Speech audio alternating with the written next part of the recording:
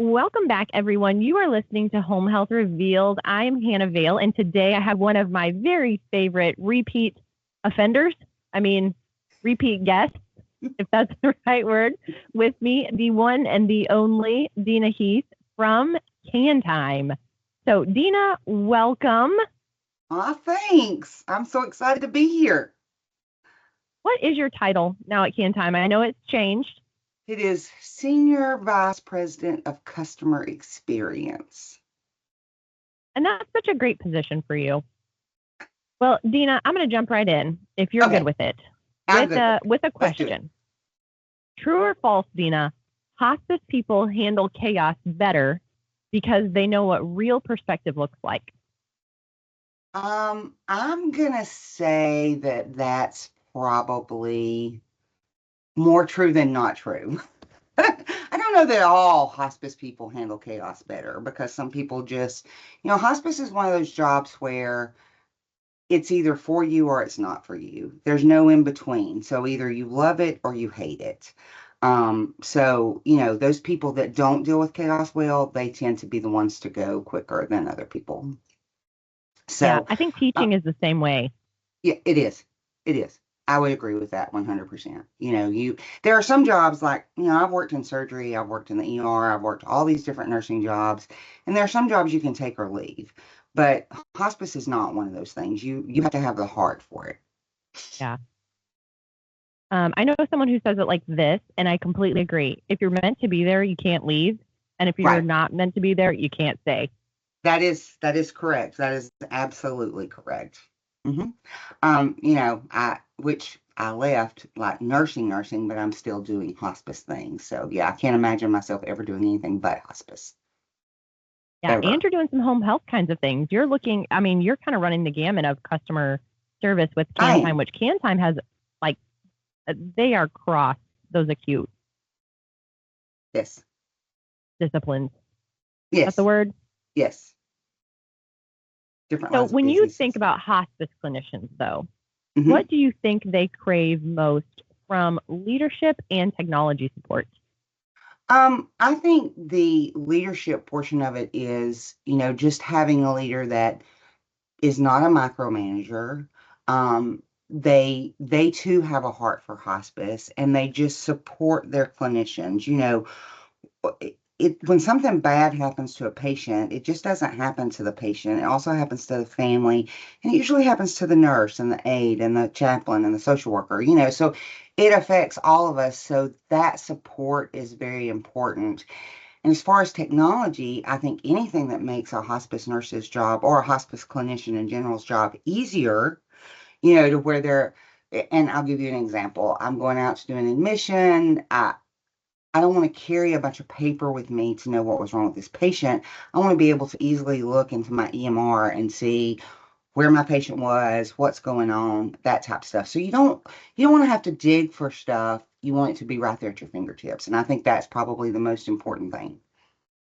Yeah. And you've worked across both home health and hospice.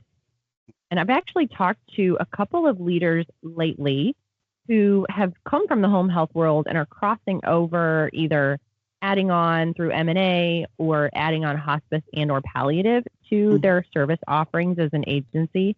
What do you think surprises home health leaders most when they step into hospice operations?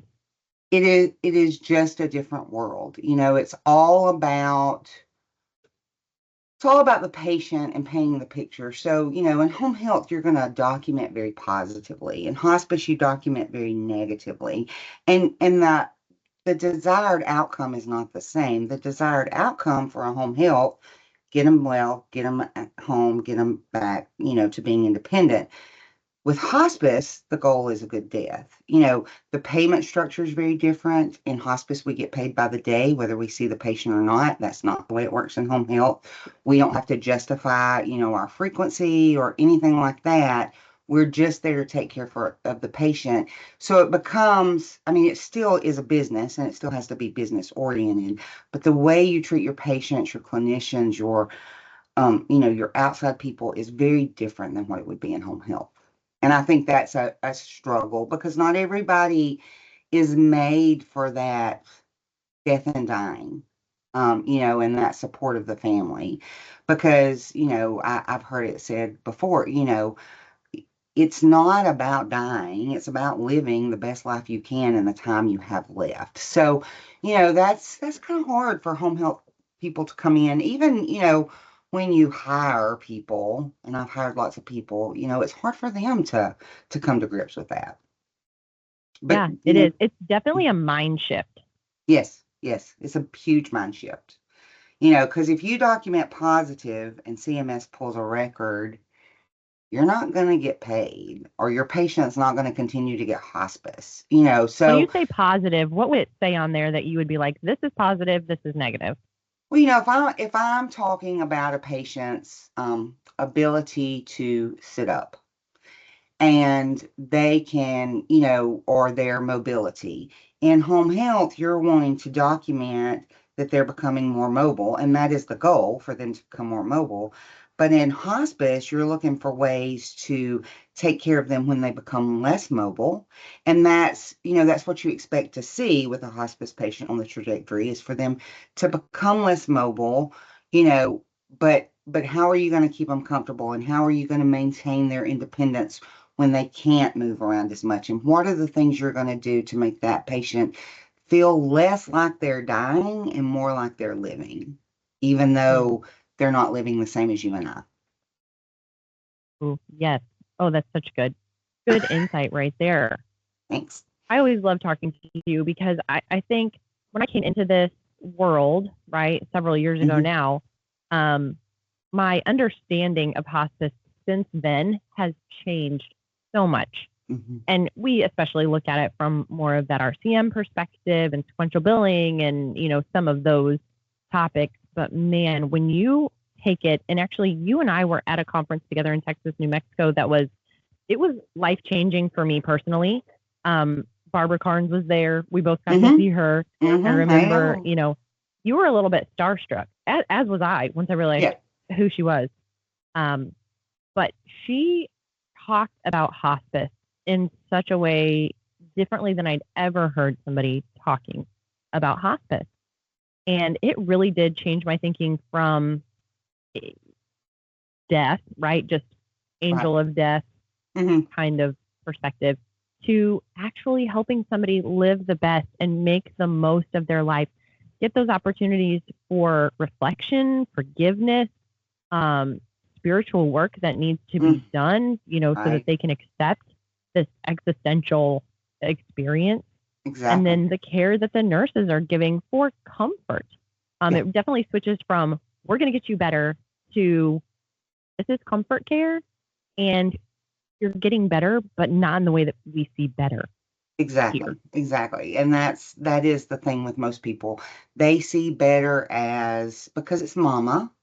They see better. And, my son, Joseph, told me the other day, he was like, no, you're going to live forever. And I'm like, no, I'm not going to live forever. So you need to come to grips with that. I'm not going to live forever. But, I think it's all about, it's really about quality. And an example I will use is, a friend of mine's mother was in the hospital, and she was on a regular floor, and she just continued to get worse, and they moved her to CICU, which, I mean, they did give her some medication, but just that extra attention to her, and the more time they had to spend with her, the better she got. And, we do have those hospice patients that graduate hospice, and they go and they live a full life. You see that a whole lot with nursing home patients, whole lot with nursing home patients. Yeah. So, and documentation is it's the bane of a lot of, clinicians' existence. And I get that because they really are focused on the care of the patient. Mhm. From your view, what is the biggest documentation challenge that hospice agencies are running into in 2026? I think I don't know that it's going to be as much of a documentation challenge. I think the challenge is more twofold. There is still a nursing shortage. And you bring these nurses in, and you're just hiring because you want a warm body, so it doesn't work well, and you know they don't really understand the concept. So, I think it is nurse to patient ratio is going to be a huge challenge in 2026, just as it has been, because you have so many more patients than you have nurses. I think the right people providing the right care is going to be a big thing too. And I think leaders really have to look at that and go, yeah, she's had 20 years experience in surgery, but how does she feel about death and dying? You can't ask the questions just like, well, have you ever missed work for more than, or whatever some of the questions are you ask during an interview.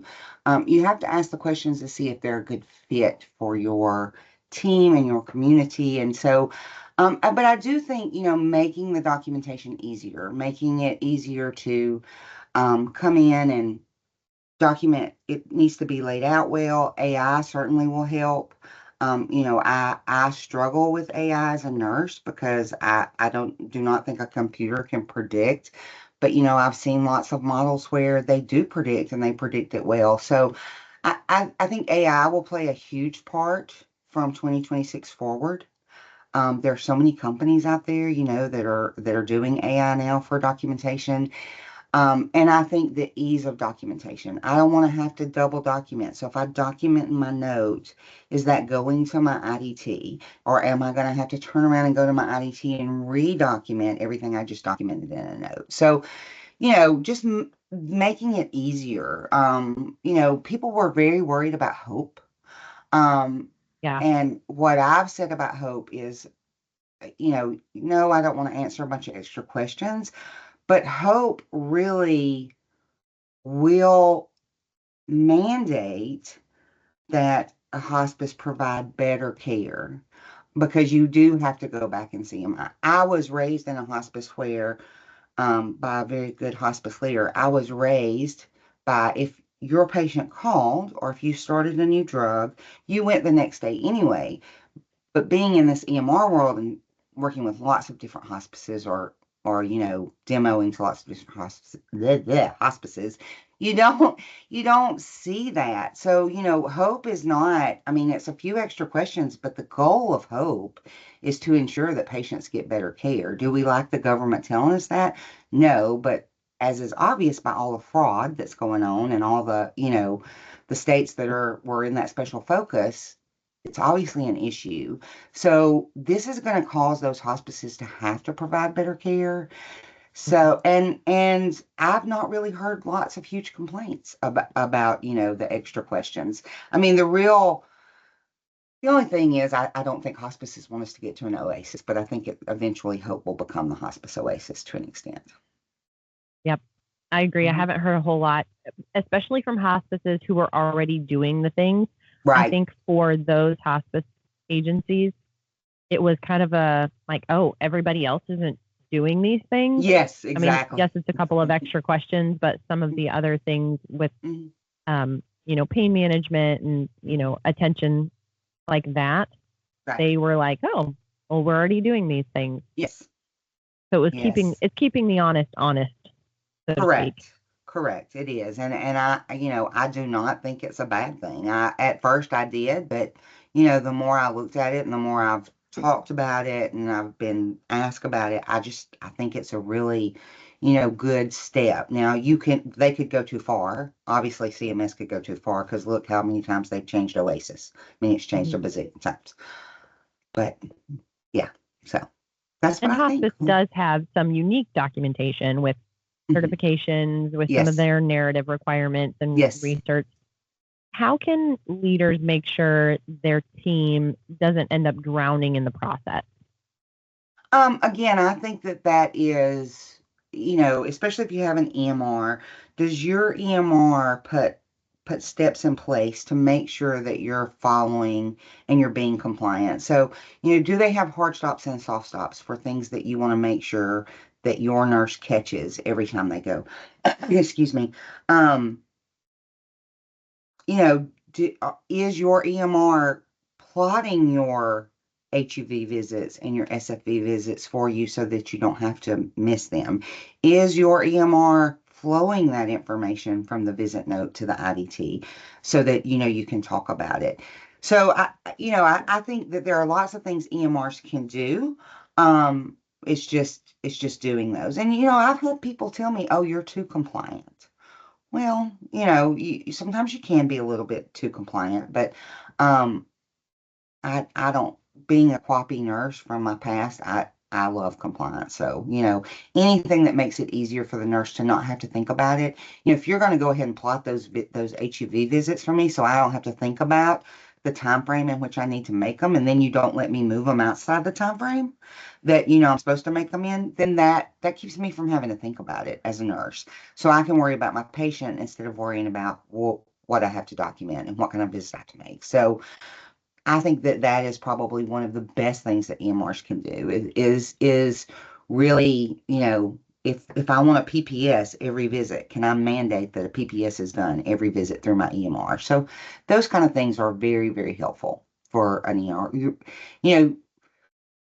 We have a salesperson that works here who says that, we're a push rather than pull technology. And we are, because we put that information, not that I'm here to sell KanTime, so let me clarify that. But, we're putting that information out there so that they don't have to go search for it. It's in front of their face.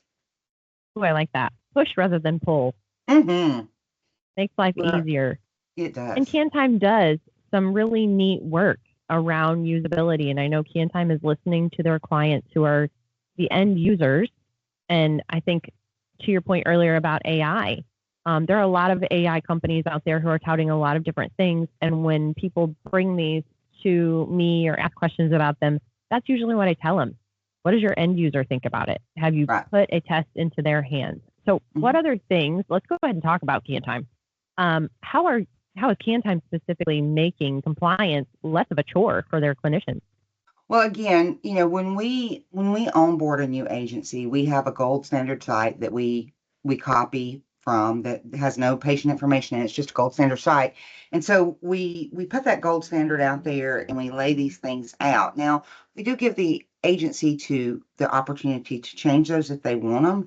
However, we're telling agencies, and we're doing this based on agencies who've had surveys with CHAP or JACO or their state, and what things were good and what things worked and what things kept them out of trouble. And so we've set this up. And so when we build a site for an agency, we build it already in that framework of this is what's going to keep you compliant, so that you don't have to worry as an administrator or as a quappy nurse, did my nurse do this? Because guess what? I made it mandatory for them to do it. So my QA does not have to be as in depth as it would be if I didn't have those hard stops in place, if I'm a manager. So that really keeps the workload down. And then, we have that ability for when your clinician gets to that point to where you really trust them and you know that they're documenting the way that they should be documenting, that you can turn it on where their stuff just gets approved automatically. So it doesn't even come to QA. You can always pull a sample, but it doesn't even come to QA. So, things like that make it a whole lot easier for the agency, for the surveyor, for the administrator. All that information goes into reports that you can pull. We even have a hospice care index report. Now, obviously, that hospice care index report does not compare it to all the agencies nationwide, because we can't pull that information in. But it does give you a sense of where am I with what I'm doing now. So all those things that Medicare are looking at, we have all of those things in a report, and we show you where you are in your agency. So we do all that kind of stuff to help so that agencies can do that better. We even have, for several states, we even have the state report. States with CON license mostly a lot of times have to provide a report to show, the need. Do we need another CON? Do we not? So we've even developed those reports for states, for the agencies that have provided those for us, so that they don't have to go look at a year's worth of stuff. We just pull it all into a report and boom, they're done. So all of those really things. Data that people, it's data that they need, but sometimes data can scare people. It can. How do you help the teams not just collect data and have it, but then use it? So we try to really listen to our customers. I know a lot about hospice. I can tell you about hospice all day long. I could go be a hospice nurse tomorrow, an administrator, but I'm not in it every day currently. So when administrators or, clinical people come to us and go, hey, we really need this, then we really look at that.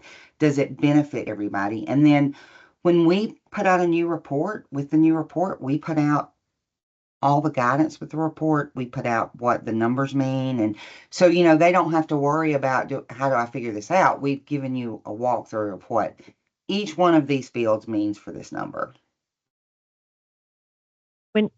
When you see agencies, you're talking with agencies, and you're right, you can talk about hospice with your eyes closed and in your sleep. Mm-hmm. Where do you see agencies growing right now, particularly ones who are embracing technology and that data-driven care? I think they're going to grow rapidly. With all the mergers and M&A and all that, it's kind of hard to say because people are just getting bought up. I mean, the agency that I worked for, we covered every county except for 2 in the state of Alabama, plus some counties in Tennessee, and then came in and we were bought, or they were bought. I wasn't with them then. They were bought by a bigger agency. And so I think smaller agencies have an advantage if they use the technology and they grow their business to stay away from that, which will keep their employees longer because people don't want to go to work for a big corporate. A lot of people, in hospice, they want to work small and mom and pop, and you don't see many of them anymore. But I was just at a AHPCO meeting yesterday, and the hospices that were there, there's two hospices that are large nationwide hospices, but the hospices that were there, they're non-for-profit. They open their own hospice. They do their stuff. So, I think people that do that and that allow their clinicians to really take and spend the time with their patients, they will grow rapidly, where some of these larger entities that have bought up these small hospices and take that feel out of it are not going to grow as much as the smaller agencies, if that makes sense. Yeah. I mean, I feel like what I'm thinking about as you're talking is if we can get the perks of the large agency with the culture and feel of the mom and pop, yes, that to me is going to be, that's the golden ticket. That's where growth is really going to explode. I agree. We talk about revenue and stuff, but I think if we think about hospice specifically, we have to think about the culture that we're handing off to the nurse. Right, exactly. And, I've worked for large agencies before that have a very good culture, but it starts with the administrator in their office. And, unfortunately, with large companies like that, sometimes they just hire warm bodies.